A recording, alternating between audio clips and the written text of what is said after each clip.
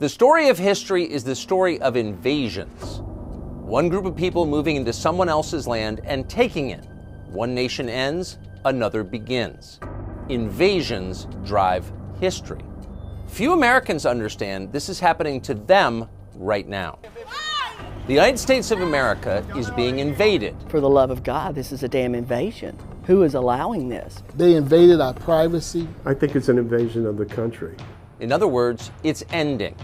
The country you grew up in no longer exists. Soon it will be unrecognizable. No one is fighting back. Few are even acknowledging it. And the people who lead us are letting it happen. Why are our leaders letting this happen? Well, to destroy the country and to change the demographics. Who lives here determines what the country's like. This country is changing faster than you may understand. Americans are being replaced. That's not a conspiracy theory, it's a fact. In August of 2023, illegal immigration outpaced American births, a brand new population. Last year alone, over 3 million people came here illegally just over our southern border.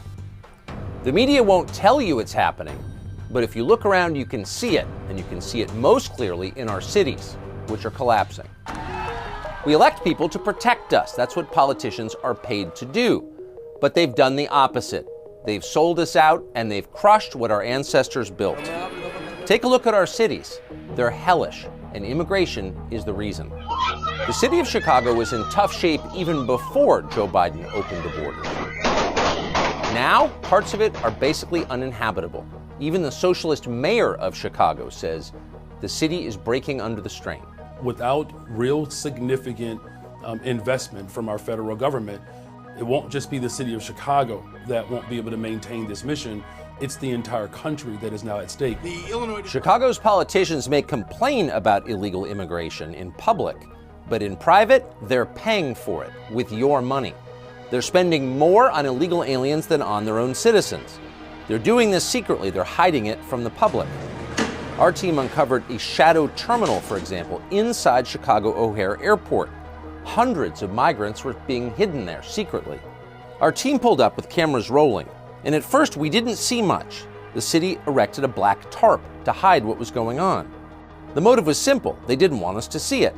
And a third-party security group paid for with your tax dollars told us that was prohibited. We weren't allowed to see. What are you doing? I want to look inside. For what?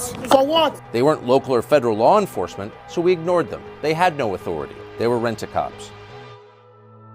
Inside, our team found more than 100 beds on the floor. The smell was overpowering, repulsive. It was filthy. But it's not just airport terminals that have been given over to people who've come here illegally from the poorest countries in the world, without permission, criminally, and yet being supported in every detail of their lives by taxpayers. No, even police stations in Chicago have been turned into refugee camps. This is new video never seen before of what's actually happening inside Chicago's police stations. Keep in mind, the people who work in those police stations are paid to protect you, but that's not what they're doing. They're running refugee camps for illegal aliens. As our cameramen approached the Chicago police precinct in the city's downtown to see what was happening inside, you see people come out, illegal aliens, shooting them the middle finger and yelling. They didn't hide their hostility. Many other illegals have been pushed into poorer, predominantly black neighborhoods on the south side. We went there. We spoke to someone who has lived on the south side of Chicago virtually his entire life. He's enraged by how the city has fallen apart under its sanctuary city policy. Andre Smith, CEO of Chicago Against Violence. I don't know the count, but I know that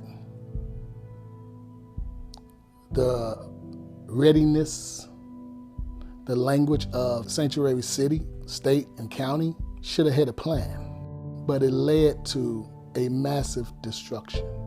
I have seen almost the worst of the worst in Chicago, but seeing this migrant crisis was the most devastating thing that I ever seen. You live in America, the place you grew up, the place you'd like to see your children grow up, in much the way that you did.